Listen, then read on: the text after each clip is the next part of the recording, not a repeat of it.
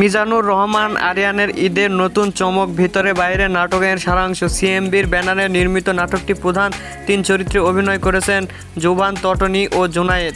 যথারীতি এ গল্প ও চিত্রনাট্য লিখেছেন নির্মাতা নিজেই। মূলত ত্রিভুজ একটি প্রেম বিরহের টানাপোড়েনে মিলবে ভিতরের বাইরের গল্পে। নাটকটি প্রসঙ্গে মিজানুর রহমান আরিয়ান বলেন, গ্রামের প্রেক্ষাপটে নির্মিত এটা আমার তৃতীয় নাটক। এই কাজটি আমার কাছে স্পেশাল। আমি শুটিংয়ের আগে পুরো টিমকে বলেছি এই গল্পটি খুব সুন্দর লোকেশনে ভালোভাবে শ্যুট করতে চাই। পুরো টিম সেভাবে কাজটি করেছে। শিল্পীরাও অনেক পরিশ্রম ও মনোযোগ দিয়ে অভিনয় করেছে। এখন পোস্ট প্রোডাকশানে কাজ চলছে। আশা করছি দর্শকদের ভালো লাগবে। প্রযোজক এসকে শাহেদ আলী পাপ্পু জানান, কুরবানির ঈদে সিএমবির ব্যানারে অন্যতম নির্মাণ হলো ভিতরে বাইরে। ঈদের বিশেষ আয়োজনে নাটকটি উন্মুক্ত হবে প্রতিষ্ঠানটির ইউটিউব চ্যানেলে।